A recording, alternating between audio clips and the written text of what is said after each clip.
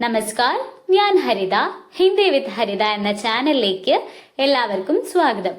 ഇന്നത്തെ ക്ലാസ്സില് ഡോക്ടർ ശ്രീ പ്രസാദ് എഴുതിയ ബാദൽ എന്ന കവിതയിലെ ടെക്സ്റ്റ് ബുക്കിൽ കൊടുത്തിട്ടുള്ള ചോദ്യങ്ങൾ വായിച്ച് അതിന്റെ ഉത്തരങ്ങൾ മനസ്സിലാക്കിയിട്ട് പഠിക്കാനാണ് പോകുന്നത്. അപ്പൊ നമുക്ക് ചോദ്യത്തിലേക്ക് കടക്കാം. പടേ ജോഡേ ബനായേ. ജോഡേ എന്ന് പറഞ്ഞാല് ജോഡികള്. ഇവിടെ നമുക്ക് കവിതയിൽ നിന്നുള്ള കുറച്ച് വാക്കുകൾ തന്നിട്ടുണ്ട്. അവയെ ജോഡികളാക്കാനാണ് പറഞ്ഞിട്ടുള്ളത്. ഇവിടെ നമുക്ക് ആയേ ചായേ എന്നുള്ള രണ്ട് വാക്കുകൾ തന്നിട്ടുണ്ട്. ഈ രണ്ട് വാക്കിലും അവസാനത്തെ അക്ഷരം സമാനമാണ്. ആയേ ചായേ എന്നതില് രണ്ട് വാക്കുകൾ അവസാനിക്കുന്നത് എ എന്നുള്ള അക്ഷരത്തിലാണ്. അതേപോലെ കമ്പൽ ബാദൽ എന്നതില് ല എന്ന അക്ഷരത്തിലാണ് അവസാനിക്കുന്നത്. അപ്പൊ നമ്മള് മുകളിലുള്ള ഇതേപോലത്തെ വാക്കുകള് ജോഡികളായിട്ട് താഴേക്ക് എടുത്തെഴുതാണ് വേണ്ടത്. അപ്പൊ നമുക്ക് അങ്ങനെയുള്ള വാക്കുകൾ തിരഞ്ഞെടുത്തിട്ട് എഴുതാം. ഇവിടെ ഞാൻ ഓരോ വാക്കുകളും പ്രത്യേകമായിട്ട് ഓരോ കളർ കൊടുത്തിട്ട് മാർക്ക് ചെയ്തിട്ടുണ്ട്. അപ്പൊ നിങ്ങൾക്ക് പെട്ടെന്ന് അത് മനസ്സിലാക്കാനും അത് എടുത്തെഴുതാനൊക്കെ പറ്റും. ഇപ്പൊ ഇവിടെ റെഡ് കളറില് പായി ആയി എന്നുള്ളത് മാർക്ക് ചെയ്തിട്ടുണ്ട്. റെഡിന് ഹിന്ദിയില് ലാൽ എന്നാണ് പറയുന്നത്. പിന്നെ ഗ്രീൻ കളറില് ദിഖായേ ചെംകായേ എന്നുള്ള ഒരു ജോഡി മാർക്ക് ചെയ്തിട്ടുണ്ട്. പിന്നെ ഓറഞ്ച് കളറില് നെയ്യ ഗെയ്യ എന്നുള്ള ജോഡികൾ മാർക്ക് ചെയ്തിട്ടുണ്ട്. പിന്നെ ഒരു ഗ്രേപ്പ് കളറില് ഘോഡെ ജോഡെ എന്നുള്ള വാക്കും അവസാനമായിട്ട് കൽ കൽ ചൽ ചൽ എന്നുള്ള ജോഡിയും മാർക്ക് ചെയ്തിട്ടുണ്ട്. അപ്പോൾ നിങ്ങൾ ഈ ചിത്രം ഓർത്ത് മനസ്സിലാക്കിയിട്ട് വെക്കുക. നമ്മളിവിടെ ജോഡികളാക്കിയിട്ടുള്ള ഓരോ വാക്കിന്റെയും അവസാനത്തെ അക്ഷരം ഒന്നാണ്, സമാനമാണ്. അതിന്റെ അടിസ്ഥാനത്തിലാണ് ജോഡികളാക്കിയിട്ടുള്ളത്. അപ്പൊ പരീക്ഷയ്ക്ക് ഈ രീതിയിൽ ചോദ്യം വന്നു കഴിഞ്ഞാൽ നിങ്ങൾ ഇത് ഓർത്ത് വെക്കുക. ഇവയുടെ എന്താണ് അവസാനത്തെ അക്ഷരം സമാനമായതാണ് നമ്മൾ ജോഡികളാക്കിയിട്ട് എടുത്തെഴുതേണ്ടത്. പിന്നെ ഈ രീതിയിൽ നിങ്ങൾക്ക് വേണമെങ്കിൽ ടെക്സ്റ്റിലോ അല്ലെങ്കിൽ നിങ്ങളുടെ നോട്ട് ബുക്കിലോ ഒക്കെ കളർ ചെയ്തിട്ട് എഴുതാം. പിന്നെ ഞാൻ ഈ പറഞ്ഞു തന്ന കാര്യങ്ങൾ നിങ്ങൾ എന്തായാലും ഓർത്ത് വെക്കുക. അപ്പൊ നമുക്ക് എന്ത് ചെയ്യാം, ഈ കളർ ചെയ്തിട്ടുള്ള നമ്മൾ ഈ മാർക്ക് ചെയ്തിട്ടുള്ള ജോഡികൾ എന്ത് ചെയ്യാം, താഴേക്ക് എടുത്തെഴുതാം. അപ്പൊ ഈ രീതിയിലാണ് എടുത്തെഴുതിയിട്ടുള്ളത്. പായി ആയി എന്നുള്ള വാക്കും കൽ കൽ ചൽ ചൽ എന്നുള്ള വാക്കും ഘോഡെ ജോഡെ എന്നുള്ളതും ചംകായെ ദിഖായെ എന്നുള്ള വാക്കും അതേപോലെ നെയ്യ ഗെയ്യ എന്നുള്ള വാക്കും നമ്മൾ ജോഡികളാക്കി എഴുതി കൊടുത്തിട്ടുണ്ട്. നിങ്ങൾ തെറ്റാതെ എടുത്തെഴുതുക. അപ്പൊ നമുക്ക് അടുത്ത ചോദ്യത്തിലേക്ക് കിടക്കാം. ചിത്ര ദേഖേ കവിതാസെ ഉചിത് പങ്ക്തിയാം ലിഖേ. ചിത്രം നോക്കി കവിതയിൽ നിന്ന് ഉചിതമായ വരികൾ എടുത്തെഴുതാൻ. നമുക്ക് താഴെ തന്നിട്ടുള്ള ചിത്രങ്ങൾക്ക് സമാനമായ അതിന് ഉചിതമായ വരികൾ കവിതയിലുണ്ട്. അത് എടുത്തെഴുതാനാണ് പറഞ്ഞിട്ടുള്ളത്. ഇവിടെ ആകാശത്തിന്റെയും കറുത്തിരണ്ട മേഘങ്ങളുടെയും ചിത്രമാണ് ഫസ്റ്റ് ആയിട്ട് കൊടുത്തിട്ടുള്ളത്. അപ്പൊ നമ്മുടെ കവിതയില് ആകാശത്തിലെ കറുത്ത വെള്ളമുള്ള കാർമേഘങ്ങള് വ്യാപിക്കുന്നതിനെ കുറിച്ച് കവി വർണ്ണിച്ചിട്ടുണ്ട്. അപ്പൊ ആ വരിയാണ് ഈ ചിത്രത്തിന് അനുയോജ്യമായിട്ടുള്ളത്. അപ്പൊ നമുക്കത് ഇവിടെ എടുത്തെഴുതാം.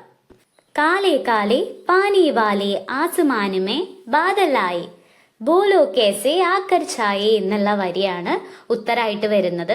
അപ്പൊ ഇനി നമുക്ക് താഴെയുള്ള ചിത്രത്തിന് അനുയോജ്യമായിട്ടുള്ള വരി ഞാൻ ഇവിടെ എഴുതി കൊടുത്തിട്ടുണ്ട്.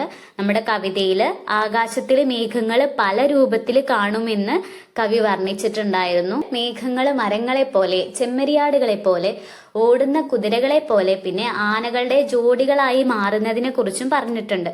അപ്പൊ ആ വരിയാണ് ഇവിടെ എഴുതിയിട്ടുള്ളത്. പേടോൻ ജേസെ ഭേടോൻ ജേസെ लगते जैसे चलते घोड़े बन जाते हाथी के जोड़े. ഇവിടെ നമ്മൾ രണ്ട് ചിത്രവും നോക്കി മനസ്സിലാക്കി അതിന് അനുയോജ്യമായിട്ടുള്ള ഉചിതമായ വരികൾ നമ്മൾ തെരഞ്ഞെടുത്ത് എഴുതിയിട്ടുണ്ട്. ഇനി താഴെയുള്ള ചിത്രത്തിന് ഉചിതമായ വരികൾ നമുക്ക് എടുത്തെഴുതാം. മൂന്നാമത്തെ ചിത്രം മയിലിന്റെ ആണല്ലേ തന്നിട്ടുള്ളത്. അത് നമുക്ക് പെട്ടെന്ന് കണ്ടെത്താൻ പറ്റും. കാരണം നമ്മുടെ കവിതയില് 3 വരിയില് മയിലിനെ കുറിച്ചിട്ടാണ് പറഞ്ഞിട്ടുള്ളത്. മയില് സന്തോഷത്തോടെ നൃത്തം ചെയ്യുന്നതിനെ കുറിച്ചും അത് സന്തോഷമായിട്ട് പാട്ട് പാടുന്നതിനെ കുറിച്ചൊക്കെയാണ് പറഞ്ഞിട്ടുള്ളത്. അപ്പൊ ആ വരി നമുക്കിവിടെ എടുത്തെഴുതാം. മോര് മഗ്നുമന് ചൂമ് ചനന ചൻ ജൂമ് ജൂമ് കർ നാച്ച് ദിക്കായേ കുഷ് ഹോ കർ ഗാനാ ഗായേ എന്നുള്ള വരിയാണ്. അപ്പൊ ഇനി താഴെയുള്ള ചിത്രത്തില് ഒരു പശു വാലും പൊക്കിക്കൊണ്ട് ഓടുന്നതാണ് കാണിക്കുന്നത് മഴയത്ത്. അപ്പൊ അതിനനുയോജ്യമായിട്ടുള്ള വരി ഞാൻ അവിടെ എഴുതി കൊടുത്തിട്ടുണ്ട്. ബർസേ ബാദൽ കൽ കൽ ചൽ ചൽ തേർ ചലി കാഗസ് കി നയ്യ പൂഞ്ച് ഉടാക്കർ ഭാഗി ഗയ്യ. അപ്പൊ ഈ ചോദ്യത്തിന് എങ്ങനെയാണ് ഉത്തരം എഴുതേണ്ടത് നിങ്ങൾക്ക് മനസ്സിലായല്ലോ. ഇനി നമുക്ക് അടുത്ത ചോദ്യം വായിച്ച് അതിന്റെ ഉത്തരം എഴുതാം. കവിതാസെ പങ്ക്തിയാം ചുനെ ലിഖേ. കവിതയിൽ നിന്ന് വരികൾ തിരഞ്ഞെടുക്കുക, എഴുതുക.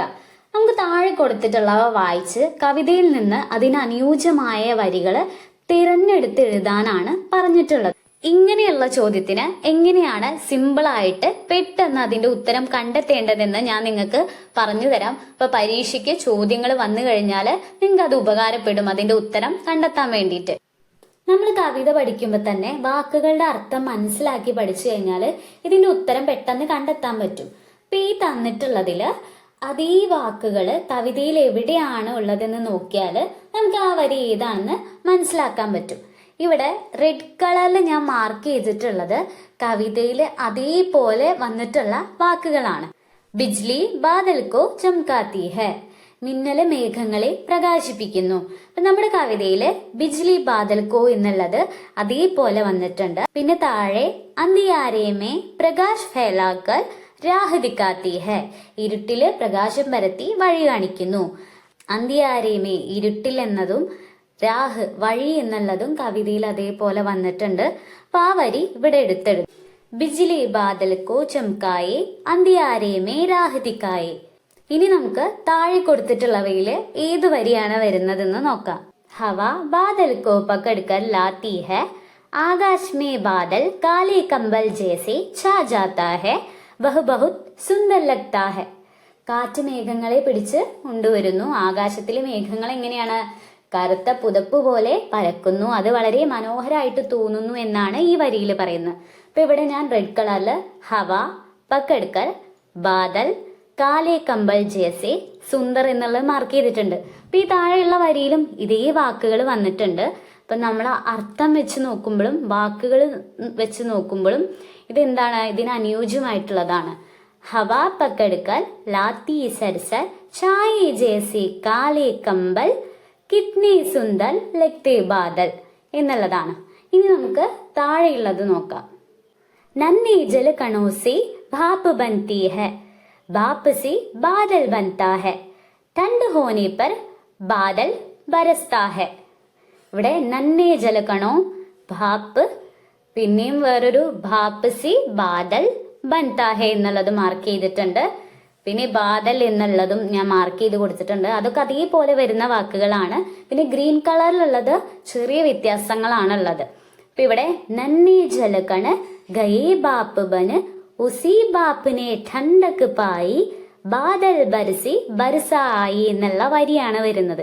അപ്പൊ നിങ്ങൾക്ക് എങ്ങനെയാണ് കാര്യങ്ങളെന്ന് മനസ്സിലായല്ലോ. റെഡ് കളറിൽ മാർക്ക് ചെയ്തിട്ടുള്ളത് കവിതയിൽ അതേപോലെ വരുന്നതാണ്. പിന്നെ ഗ്രീൻ കളറിൽ മാർക്ക് ചെയ്തിട്ടുള്ളതിൽ ചെറിയ ചെറിയ വ്യത്യാസങ്ങൾ വന്നിട്ടുണ്ട് എന്നുള്ളതാണ്. അപ്പൊ നിങ്ങൾ എന്ത് ചെയ്യുക, ഇത് ഇതേപോലെ എടുത്തെഴുതുക. അപ്പൊ എവിടെ ചോദ്യം വന്നു കഴിഞ്ഞാലും ഈ കാര്യം നിങ്ങൾ ഓർത്ത് വെക്കുക. അപ്പൊ നിങ്ങൾക്ക് തെറ്റാതെ അതിന്റെ ഉത്തരം എഴുതാൻ പറ്റും. ഇനി നമുക്ക് അടുത്ത ചോദ്യം വായിച്ച് അതിന്റെ ഉത്തരം എഴുതാം. ബതായേ ബാരിഷ് കെ ആനെ പർ കോൻ കോൻ ഖുഷ് ഹോത്തേ ഹെ. മഴ വരുമ്പോൾ ആരൊക്കെയാണ് സന്തോഷിക്കുന്നതെന്ന് പറയാനാണ് നമുക്കിവിടെ ചോദ്യമായിട്ട് തന്നിട്ടുള്ളത്. ഇതൊരു ചെറിയ ചിത്രമാണെങ്കിലും ഇതിൽ ഒരുപാട് കാര്യങ്ങൾ ഉണ്ടല്ലേ. നമുക്ക് ബാക്കിലായിട്ട് ഒരു വലിയൊരു കുന്ന്, ഒരു മല കാണാൻ പറ്റുന്നുണ്ട്. അതിന് പഹാഡ് എന്നാണ് പറയുന്നത്.